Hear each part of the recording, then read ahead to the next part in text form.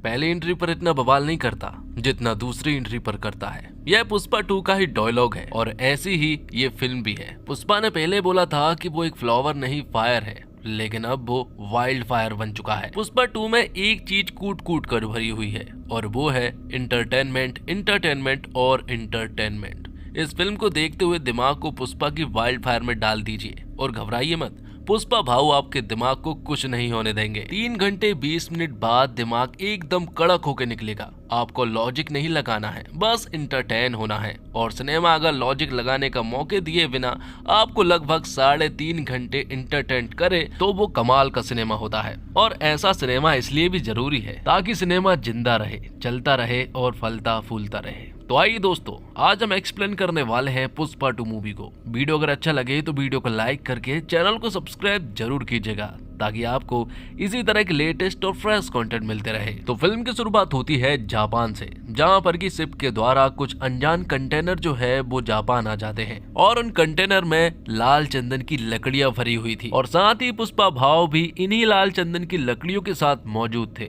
जब जापानियों ने इन्हें देखा तो उन्होंने पुष्पा भाव को उल्टा टांग दिया था, लेकिन जैसे तैसे पुष्पा भाव ने अपने हाथ छुड़ाए और इन जापानियों से फाइट करने लगे। मालूम चलता है कि दरअसल में इन लोगों ने लाल चंदन की लकड़ियां तो अपने पास रखी, लेकिन कई दिनों से पेमेंट नहीं कर रहे थे, जिस वजह से पुष्पा भाव को ही यहाँ पर आना पड़ा। तो यहाँ पर पुष्पा भाव इन लोगों से एक बहुत ही तगड़ी फाइट करता है, लेकिन आखिर में पुष्पा भाव को गोली लग जाती है और वो समुद्र में गिर जाता है। लेकिन तभी मालूम चलता है कि ये महज एक सपना था। तो अब मालूम चलता है कि पुष्पा भाव सिंडिकेट का लीडर बन चुका है और लाल चंदन की लकड़ियों को कहां पर भेजा जाना चाहिए ये सब कुछ पुष्पा डिसाइड करता है। पुष्पा तो पूरी तरह से राज ही कर रहा था, लेकिन उसके बहुत सारे दुश्मन भी हैं। उनमें से पहले नंबर का दुश्मन है भंवर सिंह शेखावत, जो कि आईपीएस है। फिल्म के पहले भाग में पुष्पा ने शेखावत को नंगा दौड़ाया था, तो अपनी बेइज्जती का बदला लेने के लिए शेखावत कुछ भी कर सकता है, इसलिए वो एक प्लान बनाता है। जब पुष्पा के लड़के जंगल में जाकर लाल चंदन की लकड़ियों को काटने जाते हैं तो यहाँ पर भंवर सिंह शेखावत भी मजदूर के रूप में उनके साथ मिल जाता है और जब वो वहां पहुंचा तो इन सभी को प्लान बनाकर अरेस्ट कर लिया था, क्योंकि लाल चंदन की तस्करी में हमेशा पुष्पा बच जाया करता था क्योंकि उनके पास कोई भी सबूत नहीं थे। शेखावत इन मजदूरों को बुरी तरह से मारता है और इन सभी 230 मजदूरों को जेल में डाल देता है, जिसके बाद एंट्री होती है पुष्पा भाव की, जो कि पुलिस स्टेशन पहुंचते हैं। लेकिन वहां पर शेखावत मौजूद नहीं था, लेकिन कुछ इंस्पेक्टर मौजूद थे। यहाँ पर पुष्पा भाव सारे मजदूरों को लेने के लिए नहीं आए थे, बल्कि सिर्फ और सिर्फ सीनू को लेने के लिए आए थे, क्योंकि आज उसकी शादी है। जब पुष्पा यहाँ से सीनू को ले जाने लगा तो उसने देखा कि सीनू के ऊपर बहुत सारे चोट के निशान हैं। जब उसने अपने सारे मजदूरों को देखा तो उसका दिमाग खराब हो गया, क्योंकि पुष्पा के सारे मजदूरों को शेखावत ने जंगल में बुरी तरह से मारा पीटा था, जिस वजह से वो बुरी तरह से इंजर्ड थे। ये देखकर पुष्पा भाव पुलिस इंस्पेक्टर से कहता है कि इन लोगों पर शेखावत सर ने हाथ उठाया है, इसका मतलब कि आपने पुष्पा के ऊपर हाथ उठाया है, इसलिए वो यहाँ से इन सभी को लेकर जा रहा है। ये देखकर इंस्पेक्टर और बाकी पुलिस वाले कहते हैं कि अगर आप इन सभी लोगों को लेकर चले जाएंगे तो साथ ही हमारी नौकरी भी चली जाएगी। ये सुनकर पुष्पा भाव इनसे कहता है कि आज से तुम्हारे रिटायरमेंट तक जितना भी पैसा तुम जोड़ने वाले हो उन सारे पैसों को वो देगा, मतलब कि आज तुम्हारा रिटायरमेंट हो रहा है। पुष्पा उन सभी का रिटायरमेंट कर देता है और जब शेखावत पुलिस स्टेशन पहुंचा तो वहां पर कोई भी मौजूद नहीं था। वो समझ गया था कि सभी को पुष्पा भाव ने खरीद लिया है। तो इस तरह से पुष्पा भाव इलीगल काम तो करता है, लेकिन वो अपने मजदूरों का बहुत ज्यादा ख्याल रखता है और साथ ही वो अपनी बीबी श्रीवल्ली से भी बहुत ज्यादा प्यार करता है। अब अगले दिन हम देखते हैं कि श्रीवल्ली जब मंदिर में पूजा करने के लिए जाती है और भगवान की मूर्ति के लिए जब कुछ गहने और मुकुट लेकर जाती है तो उसी मंदिर में पुष्पा का सौतेला भाई मुरली भी मौजूद था और वो यहाँ श्रीवल्ली से कह रहा था कि आप पूजा तो करवा लोगे, लेकिन क्या तुम्हारे पास खुद का गोत्र है, खुद का सरनेम है? मुरली उन्हें हमेशा नीचा दिखाता है, लेकिन मुरली की बेटी कावेरी उन्हें पसंद करती है। वो उनके साथ रिश्ता निभाना चाहती है और कावेरी श्रीवल्ली को चाची बुलाती है, लेकिन मुरली कावेरी को उनसे मना करता है कि वो उनसे बात ना करे। तो पुष्पा श्रीवल्ली की सारी बात मानता है और आज पुष्पा सिद्धप्पा के साथ मिलकर सीएम से मिलने वाला था, इसलिए श्रीवल्ली यहाँ पर पुष्पा से कहती है कि अगर तुम जा ही रहे हो तो सीएम के साथ फोटो खिंचा कर लाना ताकि हम उसे फ्रेम करा कर हॉल में लगाएंगे। पुष्पा ने अपनी पत्नी से वादा कर लिया था, लेकिन जब वो वहां पहुंचा तो वहां कुछ और ही हो गया। पुष्पा भले ही सिंडिकेट की ओर से सीएम को फंडिंग देता है, लेकिन सीएम यहाँ पर पुष्पा के साथ फोटो क्लिक नहीं करवाता है। उनका मानना ये है कि जूती जो है वो पैर में ही रहना चाहिए, उन्हें हाथ में नहीं पहना करते। साथ ही उन्होंने श्रीवल्ली के बारे में भी एक दो बातें बोल दी थी। ये देखकर यहाँ पर पुष्पा को बिल्कुल भी अच्छा नहीं लगा था। बाहर आने पर पुष्पा ने सिद्धप्पा से कहा कि अगर आप सीएम होते तो क्या आप भी मेरे साथ फोटो नहीं क्लिक करवाते, जिस पर कि सिद्धप्पा कहता है कि मैं चाहे कुछ भी बन जाऊं, मैं तेरे साथ फोटो जरूर क्लिक करवाऊंगा क्योंकि तू मेरा भाई है। तब यहाँ पर पुष्पा ने उनसे कहा तो फिर सीएम बनने की तैयारी कर लो। पुष्पा सिद्धप्पा से एकदम सीधा सवाल पूछता है कि सीएम बनने के लिए लगभग कितने रुपए की जरूरत पड़ेगी। सिद्धप्पा यहाँ पर कहता है कि लगभग 100 करोड़ रुपए की जरूरत पड़ेगी। पुष्पा यहाँ पर उससे कहता है कि मैं तुम्हें 500 करोड़ दूंगा, लेकिन सीएम तुम्हें ही बनना होगा। जिसके बाद सिद्धप्पा सेंट्रल मिनिस्टर से मिलने के लिए जाता है, क्योंकि पुष्पा ने ही सिद्धप्पा से कहा था कि वो सेंट्रल मिनिस्टर से मिले। सेंट्रल मिनिस्टर का एक भाई भी है और सिद्धप्पा पुष्पा के कहने पर ही सीएम की बात करने के लिए सेंट्रल मिनिस्टर के पास गया था। साथ ही पुष्पा ने उनके पास एक सोफा भिजवाया था जिसके अंदर 25 करोड़ रुपए थे। सिद्धप्पा ने जब ये सारी चीजें देखी तो उन्होंने पुष्पा से कहा कि ये सब कुछ ठीक नहीं है, इस तरह से पैसा बहाना ठीक नहीं है, क्योंकि हमें बचाना होगा, क्योंकि 500 करोड़ रुपए ऐसे ही नहीं मिल जाते। लेकिन पुष्पा के पास कुछ प्लान थे जो कि वो सिद्धप्पा को बताता है। वो कहता है कि अब पुष्पा नेशनल नहीं रहा बल्कि इंटरनेशनल हो गया है। लाल चंदन की लकड़ियों की डील वो सिर्फ मुर्गन से किया करता था, जिसके बदले में उसे 1 टन पर सिर्फ 1.5 करोड़ रुपए मिला करते थे। लेकिन अगर वो इस डील को विदेश में लेकर जाए तो उसे 2 से 2.5 करोड़ रुपए मिल सकता है प्रत्येक टन पर। तो ज्यादा देर ना करते हुए पुष्पा जो है वो तुरंत ही विदेश पहुंचता है, जहां पर कि उसकी मुलाकात होती है एक बहुत बड़े बिजनेसमैन से। वहां वो लाल चंदन की लकड़ियों की डील करता है और उसे 2000 कुंटल लकड़ियों को उन्हें देना था। बदले में पुष्पा को 5000 करोड़ रुपए मिलने वाले थे। तो अगर पुष्पा 5000 करोड़ रुपए कमाना चाहता है तो उसे 2000 करोड़ लाल चंदन की लकड़ियों की जुगाड़ करनी होगी। तब वो अपने सिंडिकेट के सारे मेंबर को एक्टिव कर देता है और उनसे कह देता है कि सारे जगह से मुझे लाल चंदन की लकड़ियां चाहिए हैं। तो सिंडिकेट के सारे मेंबर जो हैं वो लाल चंदन की लकड़ियों की जुगाड़ करने लगते हैं और वो लाकर वो पुष्पा को देने वाले थे। लेकिन तभी एंट्री होती है मंगल सीनू और उसकी वाइफ की। इन लोगों को मालूम चल जाता है कि पुष्पा जल्द ही 2000 कुंटल लाल चंदन की लकड़ियों को बाहर भिजवाने वाला है। वो ये बात शेखावत से जाकर कहते हैं ताकि शेखावत उन्हें जब्त कर ले। साथ ही मंगल सीनू और उसकी वाइफ शेखावत से ये भी कहते हैं कि वो सिंडिकेट के मेंबरों को डराए धमकाए ताकि सारे सिंडिकेट के मेंबर डर जाएं और वो ये काम ना करें। बात कुछ ऐसी है कि मंगल सीनू खुद ही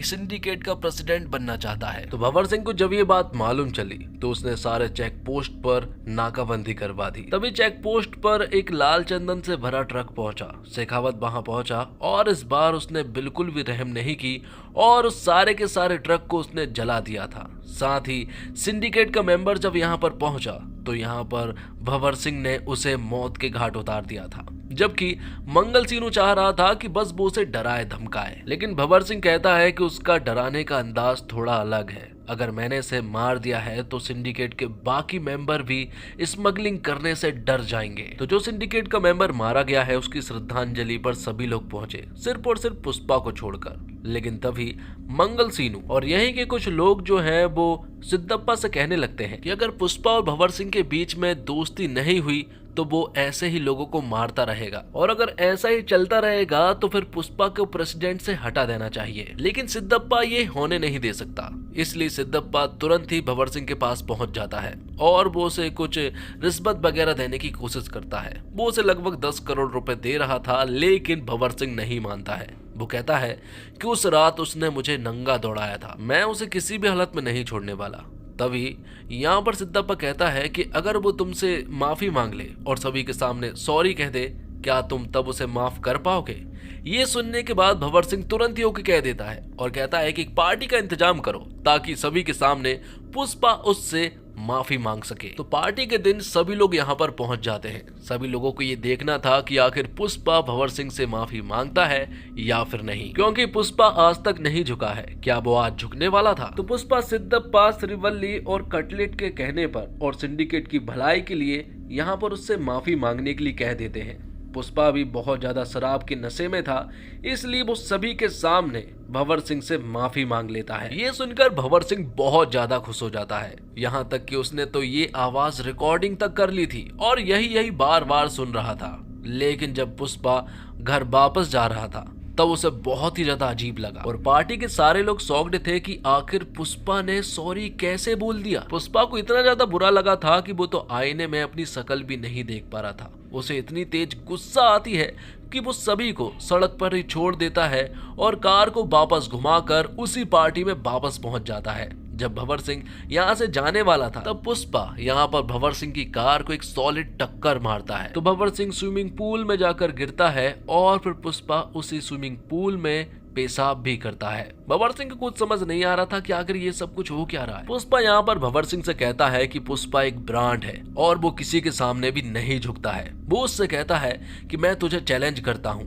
2000 कुंटल लाल चंदन की लकड़ियों को वो देश से बाहर भेज कर रहेगा। अगर वो ये नहीं कर पाया और अगर तेरे हाथ एक लकड़ी भी हाथ लग गई तो मैं जिंदगी भर मजदूरी करूंगा। ये सुनने के बाद भंवर सिंह को भी गुस्सा आ जाता है। वो उसके चैलेंज को एक्सेप्ट करता है और सारे के सारे चेक पोस्ट पर जहां से भी गाड़ियां गुजरती है उन सारे चेक पोस्ट को भंवर सिंह पूरी तरह से बंद कर देता है। लेकिन तभी भंवर सिंह ने देखा कि जो ब्रिज है उसके नीचे जो नदी है वो पूरी तरह से सूखी है, क्योंकि गर्मियों का दिन था। वो समझ गया था कि पुष्पा जरूर इन्हीं नदियों के द्वारा अपने ट्रक को निकालने वाला था। उसका शक एकदम सही निकला था, क्योंकि पुष्पा के सारे लाल चंदन के ट्रक जो है वो नदियों के द्वारा ही बाहर जा रहे थे। तो पुलिस की जीप इन्हें कई बार पकड़ने की कोशिश करती है लेकिन वो नहीं पकड़ पाते हैं। लेकिन आखिर में भंवर सिंह जो है वो इनके ट्रक के सामने आ जाता है और एक बड़ी सी शॉट गन लेकर इनके ऊपर फायरिंग करता है। तभी कटलेट जो है वो पुष्पा के पास कॉल करके ये सारी जानकारियां बताता है। पुष्पा कहता है कि तुम वहां से कूद जाओ, जितने भी ट्रक है सारे ड्राइवर को वहां से बाहर निकालो, मुझे किसी भी इंसान की जान को खतरे में नहीं डालना है। यहाँ पर कटलेट जब उसकी बात सुनता है तो सारे ड्राइवर को लेकर यहाँ से चला जाता है और भंवर सिंह इनके ऊपर फायरिंग कर रहा था और ट्रक में जितनी भी लाल चंदन की लकड़ियां थी वो उन्हें भी जब्त कर लेता है। ये देखकर भंवर सिंह, मंगल सीनू और उसकी वाइफ को बहुत ही ज्यादा अच्छा लगा था। वो तो एंजॉय कर रहे थे। मीडिया के सामने उन्होंने सारी बात कह भी दी थी कि ये सारी लाल चंदन की लकड़ियां पुष्पा की है। लेकिन थोड़ी देर के बाद मालूम चला कि वो सारी लाल चंदन की लकड़ियां नॉर्मल लकड़ियां हैं, मतलब कि यहाँ पर भंवर सिंह फूल बन गया था। पुष्पा ने उसके पास एक फूल भी भेजा था, लेकिन भंवर सिंह कहता है कि मैं अकेला फूल नहीं बना हूँ, बल्कि मंगल सीनू और उसकी वाइफ भी फूल बनी है, मतलब कि हम तीनों ही फूल बने हैं। पुष्पा यहाँ उससे कहता है कि पुष्पा नाम सुन के फ्लावर समझे क्या?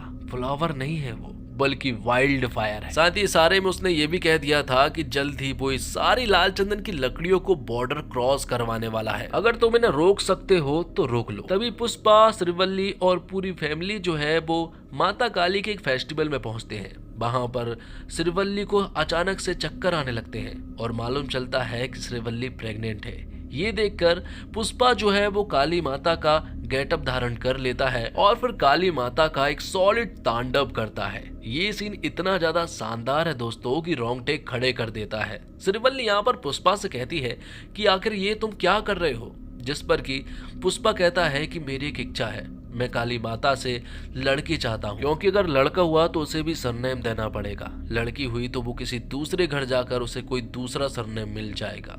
तभी इसी जगह पर हम देखते हैं कि कुछ लोग जो हैं वो पुष्पा की भतीजी के साथ मिसबिहेव कर रहे थे, वो उसके साथ बदतमीजी कर रहे थे।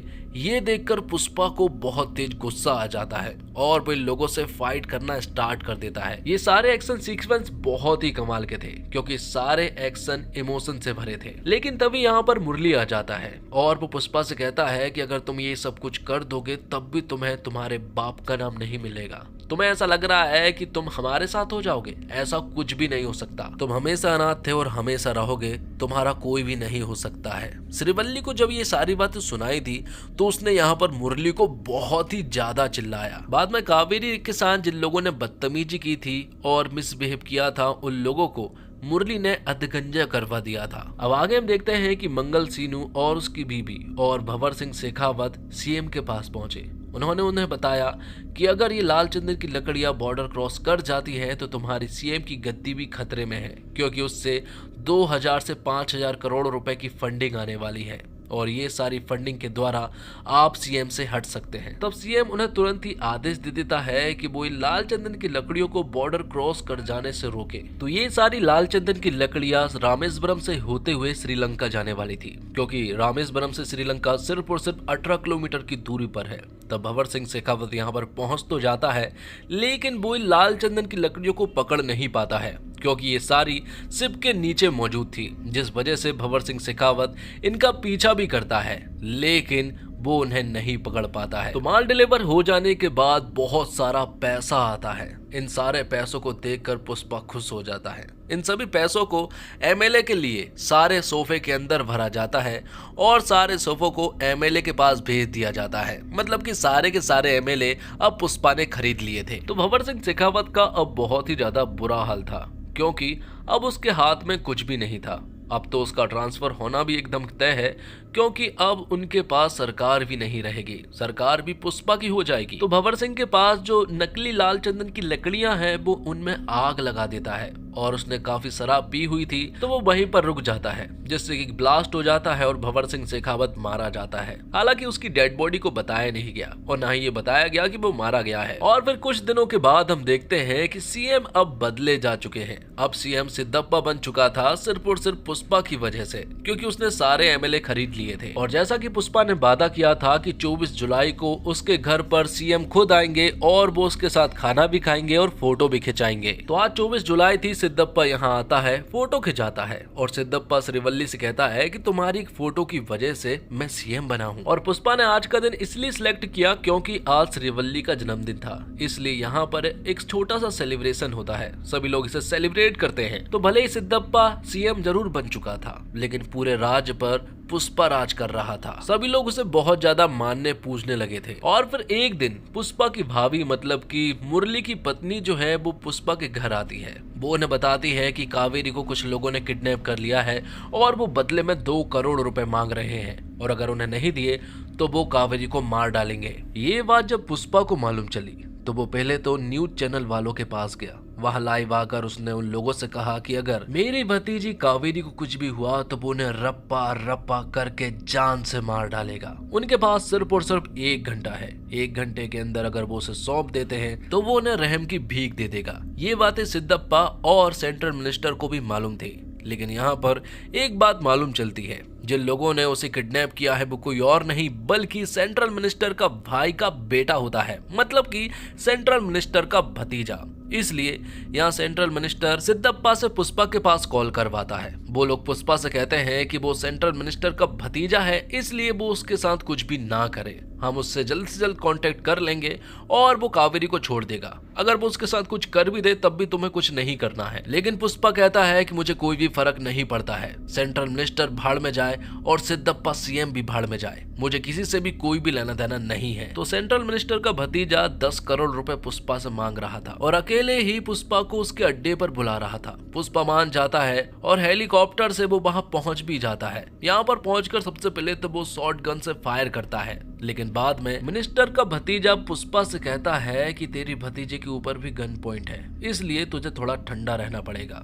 तो यहाँ पुष्पा उन्हें गन दे देता है और बाद में ये लोग पुष्पा को बुरी तरह से मारने लगते हैं। इन्हें बहुत अच्छे से मालूम है कि पुष्पा के हाथ बंधे रहने के बावजूद ये कमाल कर सकता है और सभी को बुरी तरह से मार भी सकता है, इसलिए इस बार वो बिल्कुल भी रिस्क नहीं लेते हैं। इस बार वो उसके हाथ बांधते हैं, पैर भी बांधते हैं और फिर वो लोग कावेरी की इज्जत पर हाथ भी डालने लगते हैं। ये देखकर पुष्पा को बहुत ही तेज गुस्सा आया था और फिर वो उड़ उड़कर इन्हें मुंह से काट काट कर बुरी तरह से मार डालने लगता है। दोस्तों ये एक्शन सीक्वेंस बहुत ही कमाल के थे। पुष्पा 2 अगर एक बहुत ही बड़ी सुपरहिट फिल्म होती है और अगर किसी से पूछा जाए कि आपको फिल्म में सबसे अच्छा क्या लगा तो वो इसी फाइट एक्शन सीक्वेंस के बारे में बताएगा। ये सारे एक्शन सीक्वेंस रोंगटे खड़े कर देने वाले थे क्योंकि इन सारे एक्शन में इमोशन मौजूद थे। तो मिनिस्टर का भाई भी वहां पहुंच चुका था, तो पुष्पा ने मिनिस्टर के भाई समेत भतीजे को भी मार डाला था। ये सारी बातें जब मिनिस्टर को मालूम चली तो वो तो पूरी तरह से पागल हो चुका था। अब अगले सीन में हम देखते हैं कि पुष्पा जब अपने घर होता है तब उसके घर पर मुरली आता है। मुरली को अपनी गलती का एहसास हो गया था, इसलिए वो पुष्पा और पूरी फैमिली से माफी मांगने के लिए आया था। वो कहता है कि मुझे बहुत अच्छे से मालूम चल गया है कि आप ही मेरी फैमिली हो।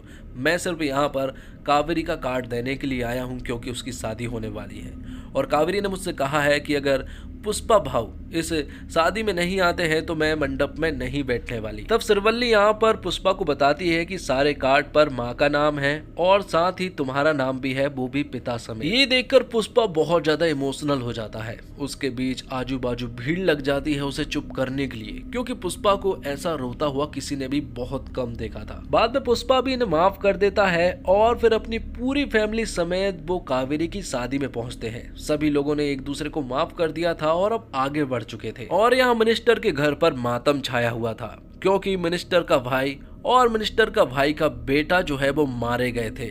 यहाँ पर एक आदमी आता है जिसके हाथ में पार्सल था। जैसे ही वो मिनिस्टर के पास उसे लेकर आता है, अचानक से उसे एक आदमी पहाड़ी पर से ब्लास्ट कर देता है और यहीं पर यह फिल्म खत्म हो जाती है। वो आदमी कौन था ये नहीं बताया गया, लेकिन पुष्पा 3 का अनाउंसमेंट कर दिया गया है जिसका नाम है पुष्पा द रैम्पेज। तो दोस्तों ये पूरी तरह से मास इंटरटेनर है, हर एक फ्रेम इंटरटेनिंग है। लॉजिक के बारे में आप सोचते नहीं, जो पुष्पा करता है उस पर यकीन हो जाता है। एक के बाद एक कमाल के एक्शन सीन आते हैं, बहुत बार सीटी ताली वाले सीन आते हैं। पुष्पा का स्वैग गजब का है। पुष्पा सॉरी बोल देता है लेकिन पुष्पा तो झुकता नहीं है और फिर जो होता है उसको बवाल कहते हैं। ये फिल्म ऐसा सिनेमा है कि लोग थिएटर जाने को मजबूर हो जाएंगे।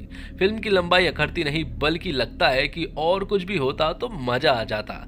ये सिनेमा हॉल में देखने वाला एक्सपीरियंस है, जाकर लीजिए, क्योंकि ऐसे सिनेमा से ही सिनेमा जिंदा है। सिनेमा में मास है और क्लास दोनों होंगे तो सिनेमा चलेगा। और अल्लू अर्जुन का काम बवाल है, वो आपको यकीन दिला देते हैं कि जो वो कर रहे हैं वो हो सकता है और पुष्पा कर सकता है। उनका स्वैग कमाल का है, वह हर फ्रेम में छाए हुए हैं। 5 साल की उनकी मेहनत साफ दिखती है।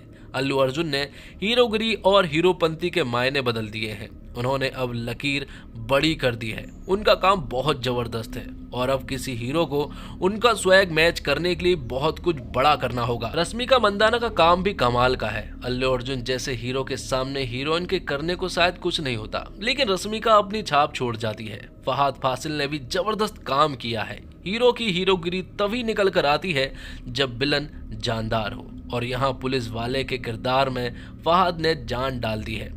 जगदीश प्रताप भंडारी का काम अच्छा है। जगपति बाबू ने भी अच्छा काम किया है और सुकुमार की राइटिंग और डायरेक्शन दोनों शानदार हैं। उन्होंने एक ही चीज पर फोकस किया, स्वैग और इंटरटेनमेंट, और वो कामयाब रहे। वो जो बनाना चाहते हैं उससे भटके नहीं, यही उनकी कामयाबी है। एक के बाद एक कमाल के सीन डाले ताकि एक सीन देखकर दर्शक हैरान हो और सांस ले, उससे पहले दूसरा कमाल का सीन आ जाए। और डायरेक्टर सुकुमार ने पुष्पा 1 द राइज में अपने हीरो के बिहेवियर, उसके तौर तरीके और एटीट्यूड का पूरा सेटअप कर दिया था। पुष्पा 2 में ये बात अच्छी है कि ये हीरो के ट्रीटमेंट को उसकी ओरिजिनल बनावट के हिसाब से आगे बढ़ती है। तो दोस्तों इसी के साथ ये वीडियो यहीं पर समाप्त होता है। उम्मीद करता हूँ आपको वीडियो पसंद आई होगी। वीडियो पसंद आई हो तो वीडियो को लाइक करके चैनल को सब्सक्राइब जरूर कीजिएगा, ताकि आपको इसी तरह के लेटेस्ट और फ्रेश कंटेंट मिलते रहे। मिलते हैं और कमाल की वीडियो के साथ, तब तक के लिए आप हमारे चैनल के साथ बने रहिए। धन्यवाद। जय हिंद, जय भारत, जय श्री राम।